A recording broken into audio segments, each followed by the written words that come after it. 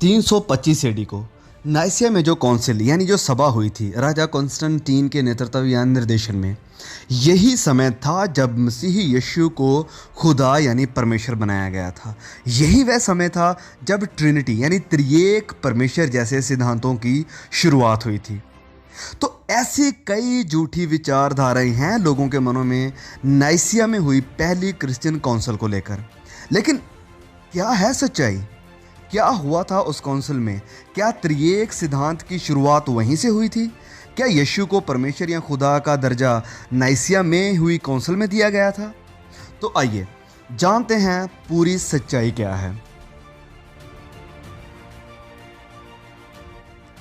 पहला सवाल कि नाइसिया की यह काउंसिल हुई क्यों थी? क्या कारण था? क्या पर्पस था इस काउंसिल के लिए? तो 24 फरवरी 303 एडी को एम्परर डायक्लिशियन के आदेश में मसीहों पर बहुत ही भारी स्ताव शुरू हुआ, और ये स्ताव यानी परसिक्यूशन चलता रहा जब तक एम्परर गलेरियस ने 311 एडी को इसे बंद नहीं करवा दिया और उसने टॉलरेंस यानी सहनशीलता के आदेश दिए। फिर 313 एडी को एडिक्ट ऑफ मिलान यानी मिलान के आदेश पत्र के साथ राजा कॉन्स्टेंटीन के ताकत में आने के बाद उसने मसीहत यानी क्रिश्चियनिटी को लीगलाइज किया, कानूनी अधिकार दे दिया और अनुमति दी मसीही सिद्धांतों को मानने और उनकी प्रैक्टिस करने की। अब रुके यहाँ पर, क्योंकि मैं चाहता हूँ कि इस पॉइंट को, इस बात को यहाँ पर क्लियर किया जाए। ध्यान से सुनिए। कॉन्स्टेंटीन ने क्रिश्चियनिटी को रोम का ऑफिशियल रिलीजन नहीं बनाया था। मसीहत को स्टेट रिलीजन नहीं बनाया गया था कॉन्स्टेंटीन के द्वारा, वरन उसने बस क्रिश्चियनिटी को टॉलरेट यानी सहन करने के आदेश दिए। मतलब कि अब क्रिश्चियंस अपने सिद्धांतों को मान सकते थे, उन्हें सिखा सकते थे, उनकी प्रैक्टिस कर सकते थे।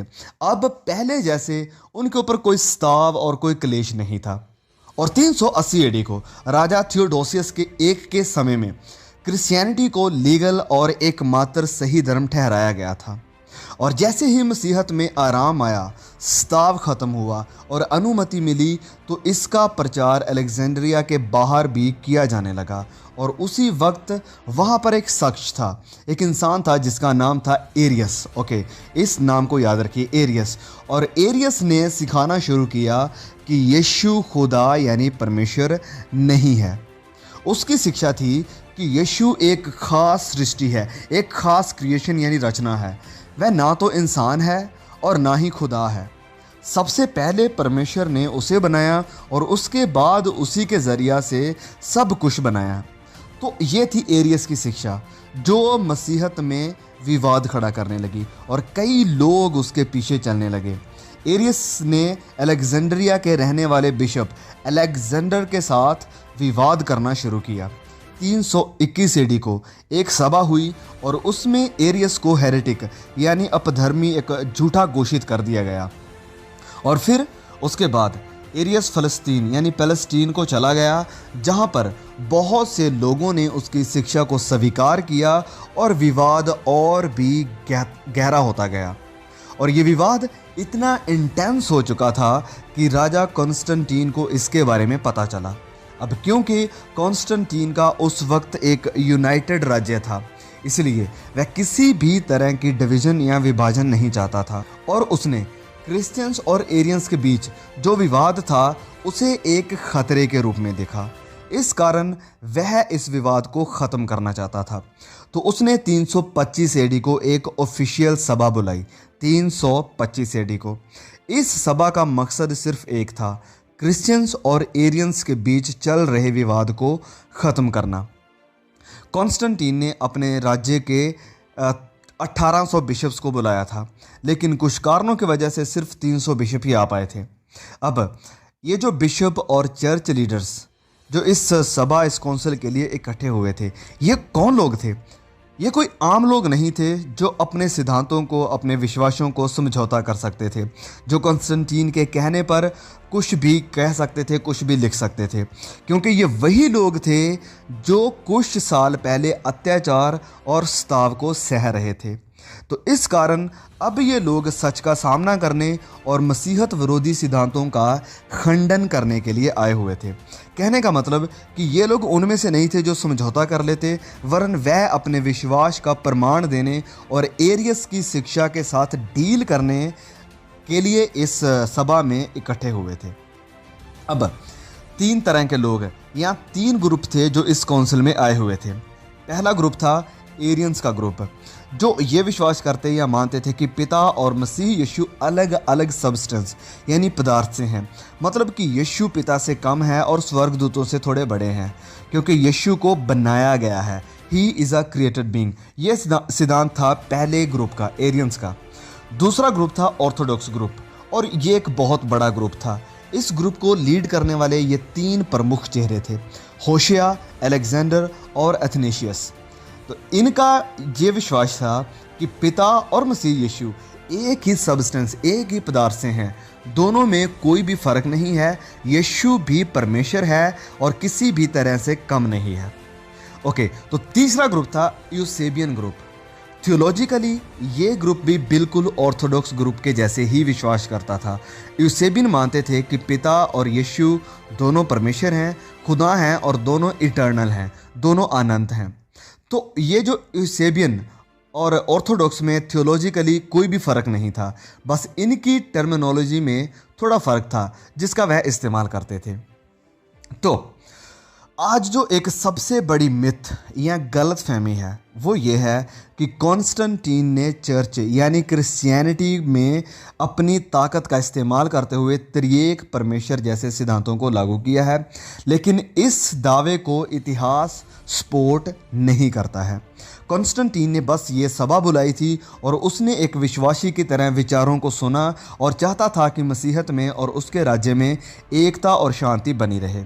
इसी कारण उसने इस सभा यानी काउंसिल को ऑर्गेनाइज किया हुआ था, ना कि कोई अपना सिद्धांत बनाया, क्योंकि वह कोई थियोलॉजियन नहीं था। वरन पैदा हो रहे विवादों को शांत करने के लिए उसने चर्च के अगुओं को बुलाया था। तो इस सभा में एरियस की जो शिक्षा थी, जो नए सिद्धांत थे, उन्हें सुना गया और हर किसी ने यही कंक्लूड किया कि ये शिक्षा वचनों से बाहर है और जो लिखते हैं उनके विरोध में है। यूसेबियस ने कहा कि एरियस का वचनों को अनुवाद करने का तरीका बहुत ही गलत है और चर्च के इतिहास के विरोध में है। और फिर इस सभा के अंत में क्रीड यानी एक प्रमाण पत्र को घोषित किया गया और इसे कहते हैं नाइसियन क्रीड, और सारे बिशप्स ने इनके ऊपर अपने साइन करके इसे कंफर्म किया। लेकिन एरियस और उसके साथ 2 बिशप थे जिन्होंने साइन करने से मना किया, जिसका मतलब है कि वह लोग इस क्रीड के साथ सहमत नहीं है। और दूसरी तरफ चर्च के ज़्यादातर लीडर्स एक विश्वास पर और इस विश्वास पर सहमत थे, लेकिन इन 2 या 3 लोगों को छोड़कर। तो इस काउंसिल में ये डिसाइड नहीं हुआ था कि बाइबल में कितनी किताबें रखनी हैं। इस काउंसिल में ये डिसाइड नहीं हुआ था कि त्रिएक परमेश्वर के सिद्धांत को बनाना है, या इसकी कोई शुरुआत नहीं हुई थी। इस काउंसिल यानी सभा का एकमात्र मकसद, एक पर्पस था, डिविनिटी ऑफ जीसस, यीशु के दैत्य यानी परमेश्वर होने के विवाद को सेटल करना। ये जो शब्द ट्रिनिटी या त्रिएक है, इसका इस्तेमाल इस काउंसिल के पहले ही किया जा चुका था टर्टुलियन और ओरिजिन के द्वारा, और पिता पुत्र पवित्र आत्मा के डिवाइन होने का जिक्र पहली सदी में ही किया गया था। ये रहे कुछ वचन इस बात को साबित करने के लिए। तो वापस आते हैं नाइसिया की काउंसिल में। इस काउंसिल के बाद एरियस को एग्जाइल में भेज दिया गया, लेकिन एरियस की शिक्षा ख़त्म नहीं हुई। फिर भी कई लोग उसके नए सिद्धांतों को मानते रहे। जब एरियस एग्जाइल में था तो कॉन्स्टेंटीन की जो बहन थी, उस वक्त वह अपने डेथ बेड पर थी। उसने कॉन्स्टेंटीन से विनती की कि वह एरियस की मदद करे, और कॉन्स्टेंटीन ने ऐसा किया भी। एरियस ने नई बनी क्रीड यानी विश्वास के प्रमाण पत्र को नए तरीके से अनुवाद करना शुरू कर दिया। कॉन्स्टेंटीन ने ऑर्थोडॉक्स चर्च को मजबूर किया कि वह एरियस को वापस शामिल करे, लेकिन ऐसा होने से पहले ही एरियस की मृत्यु हो गई। एरियस के चेले यूसेबियस ऑफ निकोमीडिया ने कॉन्स्टेंटीन राजा से बहुत ही फेवर पाया और कॉन्स्टेंटीन की मृत्यु से पहले यूसेबियस ने उसे बपतिस्मा दिया, ये दर्शाने के लिए कि कॉन्स्टेंटीन राजा एरियस की शिक्षा को सपोर्ट करता था। कॉन्स्टेंटीन की मौत के बाद एरियंस को और भी ज़्यादा मदद मिली ऑर्थोडॉक्स विश्वास के खिलाफ खड़े होने के लिए और अपने सिद्धांत को फैलाने के लिए। नए बने दो राजाओं ने एरियंस की बहुत ही मदद की क्योंकि वह खुद भी एरियंस थे। भले ही ये ग्रुप इतना बड़ा नहीं था, लेकिन उन्हें पॉलिटिकल सपोर्ट मिलने के कारण उन्होंने क्रीड के साथ छेड़छाड़ की और ऑर्थोडॉक्स क्रिश्चियन सिद्धांतों और विश्वास को ख़त्म करने की कोशिश की। इस सारी कशमकश और विरोध के बावजूद ऑर्थोडॉक्स के बिशप एथनेशियस इस झूठी शिक्षा के विरोध में खड़े हुए। उसने वचनों का इस्तेमाल करते हुए तेजी से बढ़ रही एरियस की झूठी शिक्षा का विरोध किया और इसके लिए उसे बहुत कुछ सहना पड़ा। एरियंस के राजा ने उसे देश से निकाल दिया और उसकी जो पदवी थी उसे भी छीन लिया, लेकिन उसने हार नहीं मानी। वह एरियंस के विरोध में खड़ा रहा और सच्चाई को सामने लाता रहा। वह उस वक्त का क्रिश्चियन हीरो था जिसने मसीही विश्वास को डिफेंड किया। तो जब दूसरी तरफ एरियंस को ताकत और सपोर्ट मिल रही थी, वहीं उनके बीच झगड़ा और विवाद हुआ और वह खुद ही ख़त्म हो गए। और इसके बाद 381 एडी को मसीही फिर इकट्ठा हुए कॉन्स्टेंटिनोपल में और नाइसिया के विश्वास प्रमाण को रिकन्फर्म किया। तो अंत में इस नाइसिया की काउंसिल में क्रिश्चियनिटी को नहीं बनाया गया था। इस काउंसिल में ट्रिनिटी यानी त्रिएक परमेश्वर की शुरुआत नहीं हुई थी। इस काउंसिल में यीशु को खुदा नहीं बनाया गया था, वरन इस काउंसिल का मकसद था एरियस की झूठी शिक्षा के साथ डील करना और वचनों से यीशु की डिविनिटी को साबित करना, जिसका इनकार एरियंस करते थे। तो उम्मीद है इस वीडियो से आपको बहुत कुछ सीखने को मिला होगा। अगर सीखा है तो प्लीज़ इस वीडियो को अपने फेसबुक ग्रुप में, अपने व्हाट्सएप ग्रुप में, अपने चर्च ग्रुप में शेयर करें ताकि और भी हमारे मसीह भाई बहन चर्च की सच्चाई को, मसीहत के इतिहास की सच्चाई को जान सके, ताकि कोई भी आपको या किसी को गुमराह ना करने पाए। बहुत जल्द मिलेंगे ऐसे ही और वीडियोस के साथ। परमेश्वर हम सबको संभाल के रखे। आमीन।